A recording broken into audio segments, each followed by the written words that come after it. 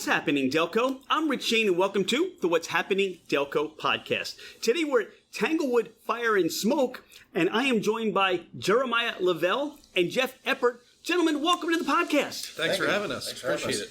Tanglewood Fire and Smoke. What is this establishment? Well, basically, we're a casual barbecue restaurant. We specialize in brisket, ribs, pulled pork, pretty much anything barbecue. And we do a good amount of specialty sandwiches and have a good amount of appetizers as well. For the both of you, we started talking before the podcast, and you're friends. How did you come together to start this venture? Wow. So it basically happened during the pandemic where the both of us were out of work because of the nature of the business. Obviously, we were the last kind of industry to come back to work. Jeremiah was actually in New Orleans at the time. He's been there the last 2 decades, and I was up here. We were just kind of talking and making some plans. We kind of wanted to change, and we wanted to work together, obviously. And we've been talking about this before as well, and then kind of came up with the plan during the pandemic, to be honest with you. Now, was it barbecue originally in terms of your plan, or were there other things that you were bandying about? Yeah, it was, smoked meats is pretty much the basis for the original concept. Pretty much we originally planned on having a food trailer / truck, limited menu, doing events, stuff like that. And then it just kind of evolved into a brick and mortar standalone restaurant with a much expanded menu. What has it been like for you here in Delco? What's the response been since you've opened? Some of the things that you've heard from your family and friends? Yeah, I mean, the people have been so great, so generous, so kind, really good reviews, and it's just been such a good vibe here in Delco. Jeremiah's originally from Delco. I'm a little bit of a transplant, but I feel like they've accepted us as part of their community. And it's been a wild ride so far, and it's been a lot of fun. What can people expect when they walk through that door and they come to dine here at Tanglewood Fire and Smoke? A warm greeting, first and foremost. I mean, if I'm on the grill, I hear the door open, I'll yell, how you doing? Welcome. And then a lot of people are a little overwhelmed by the menu at first, so we let them take a look at it. If they have any questions, we're able to answer any of those for them. And other than that, just try as much as, we let people taste our sauces, because a lot of them are a little unique to the area.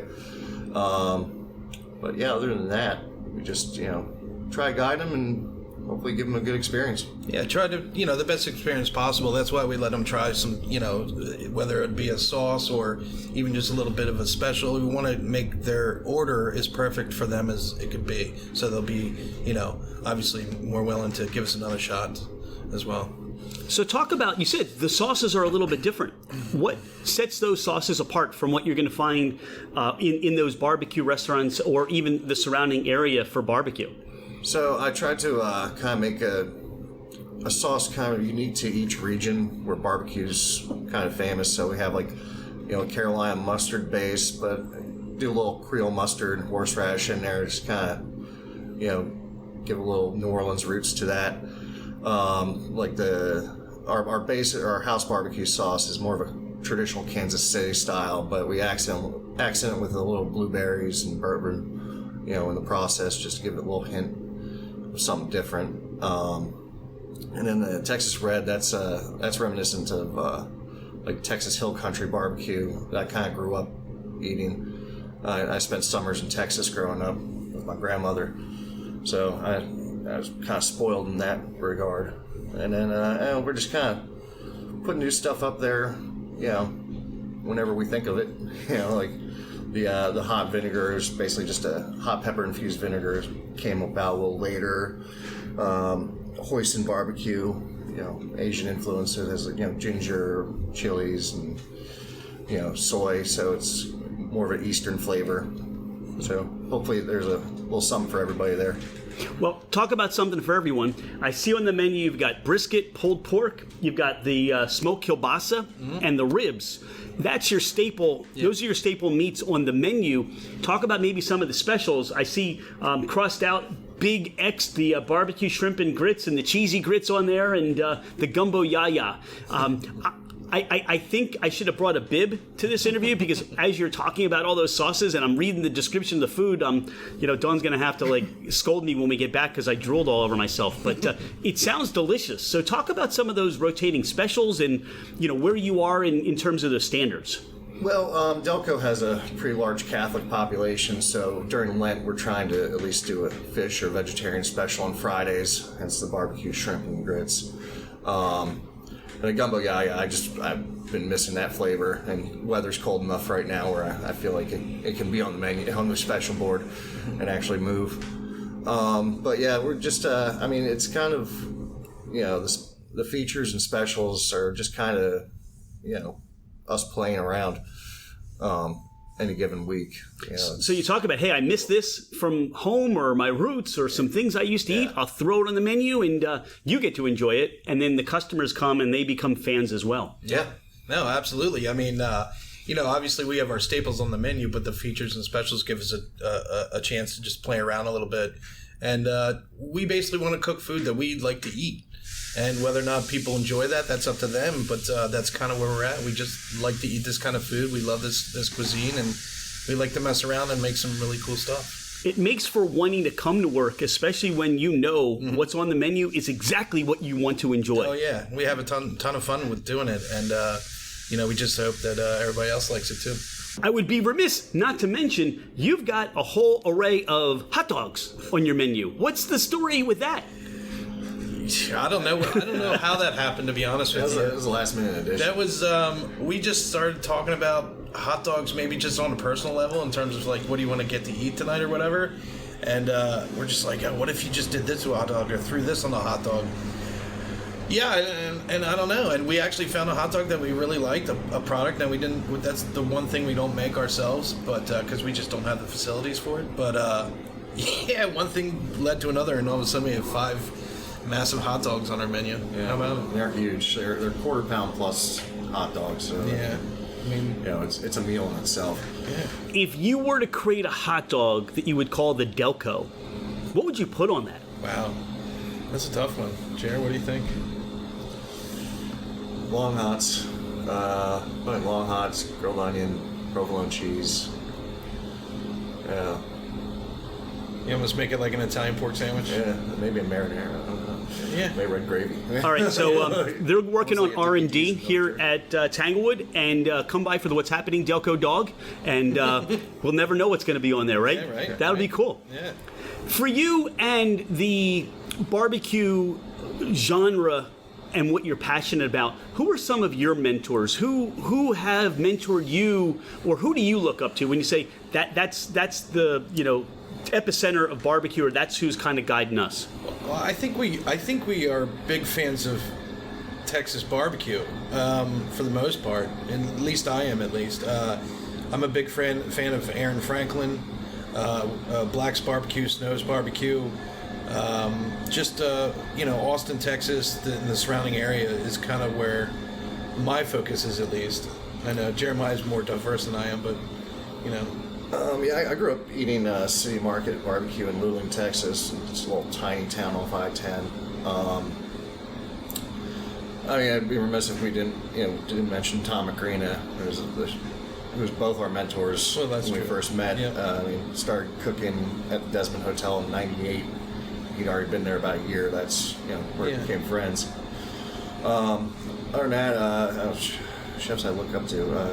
I've worked with a lot of them, like Eric Van A, Haley Gable, Steve McHugh. Ones I admire from afar, Sean Brock. I've eaten at his restaurant a few times. He's just an amazing chef, great flavors. Keeps it rustic and southern, but refines it to perfection. That's kind of where I get my inspiration. So it really comes through. All these inspirations really come through to maybe one day you recall, hey, this is something we ate on a menu, or this is a technique we'd like to use, and you do some research for that, and it helps to elevate what you're doing here at Tanglewood. It really does, doesn't it? Yeah, I mean, you always see what everybody else is doing, and you see if you can apply that application to what you're doing as well. Not so much obviously word for word or ingredient for ingredient, but maybe technique. You see something here and there, and you might if you like it, you might want to take it and kind of make it your own somehow. Yeah, I had an instructor in culinary school basically tell all of us that nobody expects you to have an original thought in your head until you have a doctorate, and that's kind of how I've operated. It's like I take a little bit of places I've worked or food I've eaten and just mix it with something else, make it my own, and that's pretty much where it comes from. Because the wheel's already invented. We can't really do that again, but we can improve on it. You want to give a shout out to your culinary school roots? Oh yeah, Culinary Institute of America, class of 2002. Yeah, I was the Walnut Hill, the restaurant school at Walnut Hill, class of '99. Cool. Both should be very proud. Yeah. Definitely. So what motivates you now to get out of bed? What motivates you to come to work besides there's a rent to be paid and bills to be paid and things like that? That's a lot of it. But no, I love the interaction with the people because, as you can see, we have a wide open kitchen. Everybody who walks in can see exactly what we're doing. They watch us make their food, make their sandwich, whether it's a cheesesteak from the brisket cheesesteak from the grill, or if I'm slicing brisket fresh in front of them for their half pound or whatever. I love that interaction. I love, seeing repeat customers and getting to know their names, and when they come in, it's like, hey Bob, what's going on? And I know exactly what he's gonna get. The usual Bob, yeah man, and people come in and my regulars start to get to know each other because everybody's kind of like here at the same time. Once in a while they meet here, and that's for me. That's what I like. Yeah, the feedback is kind of what keeps me going. Somebody's tasting for the first time, and the expression on their face, or like, oh, you gotta try it. You see them passing it across the table. Mm-hmm. That's kind of what does it for me. Yeah, I think that's with every chef or cook, is to watch people enjoy your food and getting good feedback. You can have a terrible day all day long. Things are going wrong left and right. But when your last meal goes out and the person says to you, wow, that was amazing, I mean, it literally erases all that negativity from the earlier in the day. So the last meal went out, and you're kind of cleaning up your stations and settling out on the drawer and all those things you do. And you think about some of those aha moments that you're on the right path. Have there been a few that have stood out for you? I don't want to put words in your mouth, but some reviews or just some experiences, those aha moments that you guys are doing it right. Yeah, well, I think it's the reviews. We've gotten great positive feedback on Facebook and Google and Yelp as well. And, afterwards we'll sit down outside and just kind of go over the sales reports. We'll check and see if we have any reviews. And, if we do, we love to hear them. We get a kick out of it. And it's almost like validation for all the hard work. And, and if it's something negative, then we'll take that into account and then we'll work it in and say, all right, well, how can we fix that? I mean, it's the public that helps us get better. And, that's what I take out of that. This is I was kind of detached in most kitchens I worked in from, customer interaction and feedback, but this is one of the only places I remember where, we've gotten, a handful of phone calls since we've been open. People are like, oh, this is the best barbecue, you just want to call and say. I'm like, I didn't know people do that. Okay, that's awesome. Cool. Awesome. Yeah, that's happened quite a bit, actually. And usually pick up the phone. I ate there earlier. Oh God. You're waiting for something, and then they're like, I just want to let you know everything was so great. And it's like, oh my God, that's so awesome. Thank you. Like, they actually took the time to call us after they have eaten our food and to let us know. And that just makes us feel great. Makes us want to do it. All right, phone lines are open now. Make sure you call in right after you eat and let Jeff and Jeremiah know how much you enjoyed the meal. Mm-hmm. For those that aren't familiar with Tanglewood Fire and Smoke yet, how do they find you? Yeah, we're on Instagram, Facebook, Google profiles, Tanglewood Fire and Smoke across the board. We Tanglewood Fire and Smoke at gmail.com. Email us. We have catering available as well. Our website is tanglewoodfireandsmoke.com. Pretty simple stuff, straight across. And we're out there. And if they wanted to put the address in the GPS to zip on by and dine in or take out, where would they go? Well, we're located in the Ridley Shopping Center, across from Staples in the Acme Shopping Center. Plenty of parking. Our address is 148 Morton Avenue in Folsom. So if you plug that in, hopefully it'll take you to the right place. How did you come up with the name Tanglewood Fire and Smoke? Okay, so that's me. So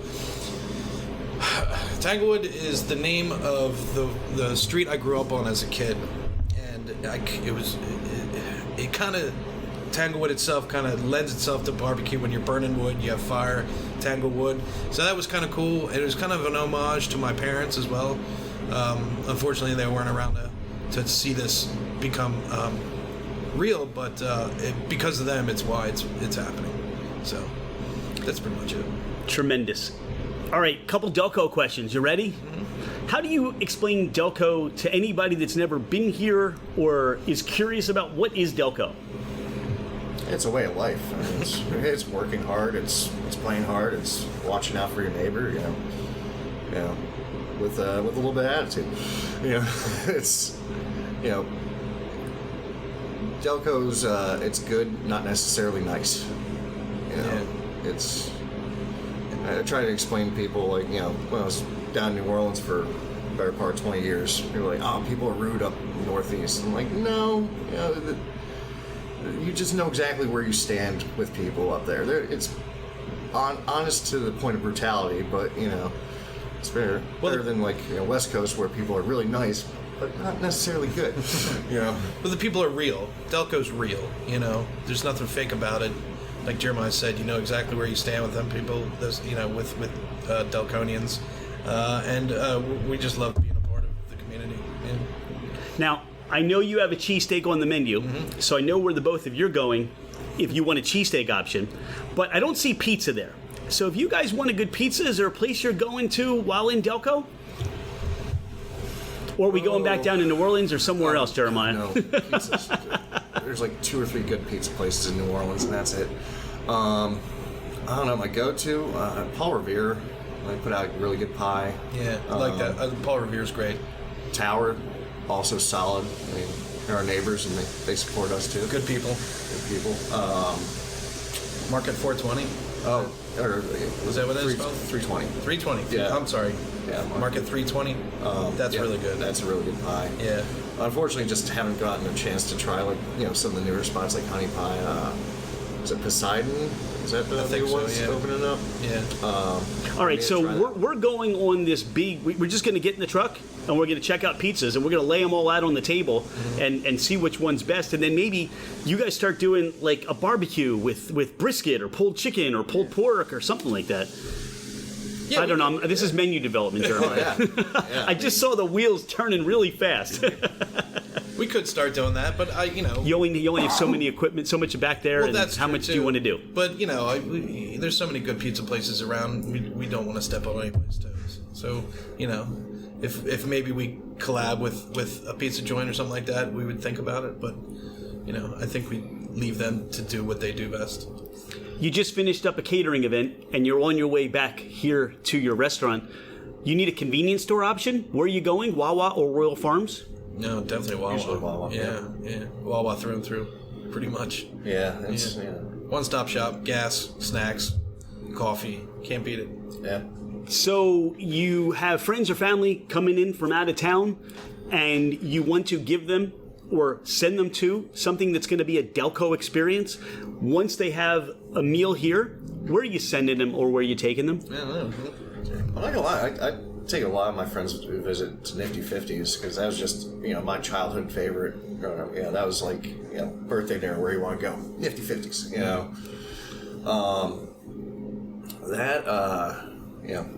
we're going to a bar, probably go Cup, Dolan's. Yeah. Just local dive bars and good greasy food. That's kind of. So what's really cool is we just had Natural Born Clippers barbershop. They just opened, and one of the places they recommended was going to Nifty 50s. Yeah.